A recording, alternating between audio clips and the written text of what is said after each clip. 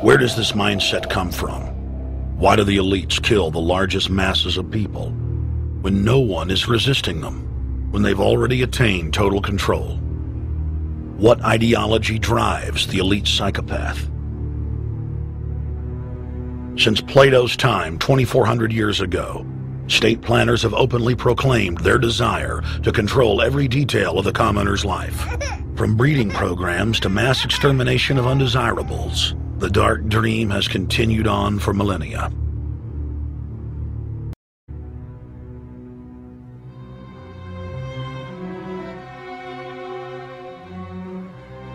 The scientific rationale for tyranny has always been attractive to elites because it creates a convenient excuse for treating their fellow man as lower than animals. Robert Thomas Malthus, famous for saying that a mass food collapse would be helpful because it would wipe out the poor. His fictional scenario would later be called a Malthusian catastrophe. Malthus is important because his ideas led to the rise of a new scientific field that would dominate the course of human history for the next 200+ years. Charles Darwin, an admirer of the Malthusian catastrophe model, developed the theory of evolution, its chief tenet being the survival of the fittest. With the help of T.H. Huxley, known as Darwin's bulldog for his strong support of Darwin's theories were pushed into wide acceptance among key scientific circles throughout England and then the world. Darwin's cousin, Francis Galton, credited as the father of eugenics, saw an opportunity to advance mankind by taking the reins of Darwin's evolution theory and applied social principles to develop social Darwinism. The families, Darwin, Galton, Huxley, and Wedgwood, were so obsessed with their new social design theory that they pledged their families would only breed with each other.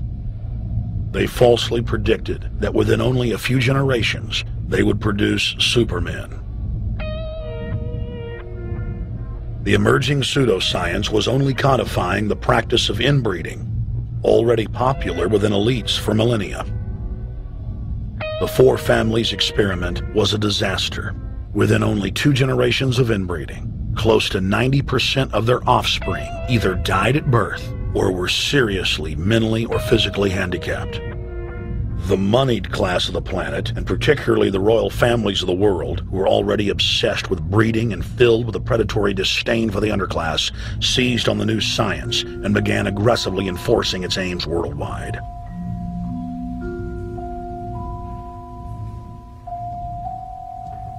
Biometrics appears to be a new science, but it was actually developed by Galton back in the 1870s as a way to track racial traits and genetic histories, and as a way to decide who would be licensed to breed. In 1904, the Cold Springs Harbor Research Facility was started in the United States by eugenicist Charles Davenport with the funding of prominent robber barons Carnegie, Rockefeller, and Harriman. In 1907, the first sterilization laws were passed in the United States. Citizens with mild deformities or low test scores on their report cards were arrested and forcibly sterilized. In 1910, the U.S. Eugenics Record Office was set up. By then, the British had created the first network of social workers, expressly to serve as spies and enforcers of the eugenics race cult that was rapidly taking control of Western society. The social workers would decide who would have their children taken away, who would be sterilized, and in some cases, who would be quietly murdered.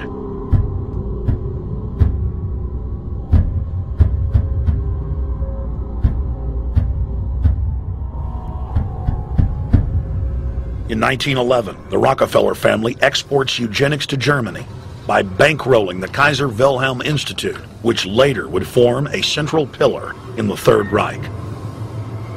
At the 1912 International Eugenics Conference in London, eugenics becomes an international craze and gains superstar status.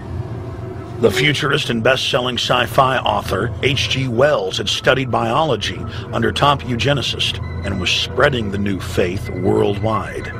In 1916, H.G. Wells' lover, Margaret Sanger, starts her promotion of eugenics in the United States. In 1923, Sanger receives massive funding from the Rockefeller family. Sanger wrote to fellow eugenicist Clarence J. Gamble that black leaders would need to be recruited to act as frontmen in sterilization programs directed against black communities. In 1924, Hitler pens Mein Kampf, or My Struggle, and credits U.S. eugenicist as his inspiration. Hitler even wrote a fan letter to American eugenicist and conservationist Madison Grant, calling his race-based book, The Passing of the Great Race, his Bible. Hitler developed the plan for mass extermination of the Jews and what he called other sub-races, as well as the handicapped, from Grant. By 1927, eugenics hit the mainstream. The so-called science was aggressively pushed through contests at schools, churches, and at state fairs. Churches competed in contests with big cash prizes to see who could best implement eugenics into their sermons. Major denominations then tell Americans that Jesus is for eugenics. That same year in the United States, more than 25 states passed forced sterilization laws, and the Supreme Court ruled in favor of brutal sterilization policies.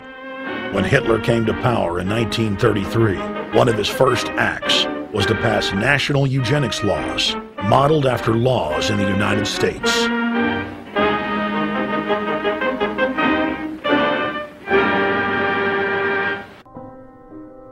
By 1936, Germany had become the world leader in eugenics for taking effective actions to sterilize and euthanize hundreds of thousands of victims.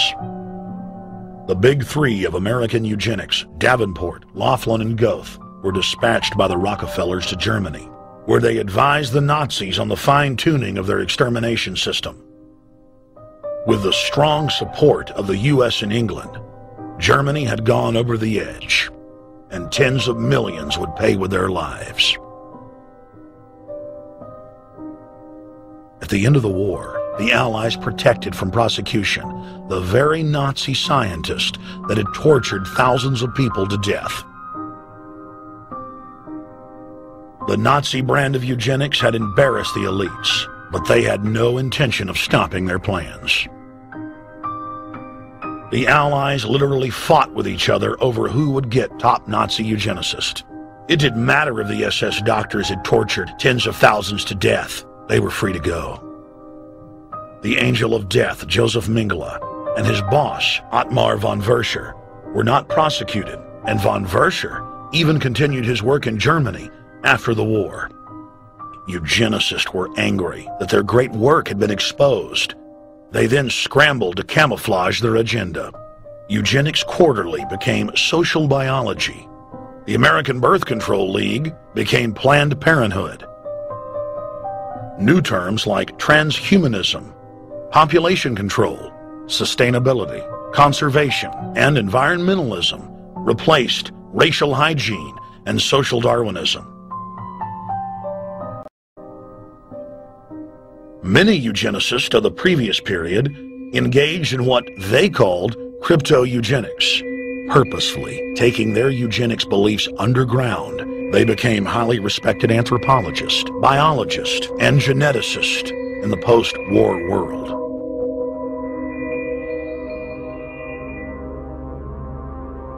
The Allies then smuggled thousands of Nazi scientists out of Germany and placed them in key scientific positions, ranging from bioweapons to rocketry throughout the military-industrial complex. The founder of IBM was a devout follower of Hitler. Thomas J. Watson had supplied his punch card computers and IBM technicians to the Nazis for use in the death camps. Tattoos on camp victims were IBM human identification numbers, which fed into the computers. IBM had used similar punch card systems as early as 1928 in a Jamaican race mixing study. The first real computers were literally invented by a eugenicist for eugenics. UN chieftain and unrepentant eugenicist Julian Huxley argued that since the leaders of eugenics had founded the environmental and conservation movements, that they should be used as vehicles in the formation of a world government.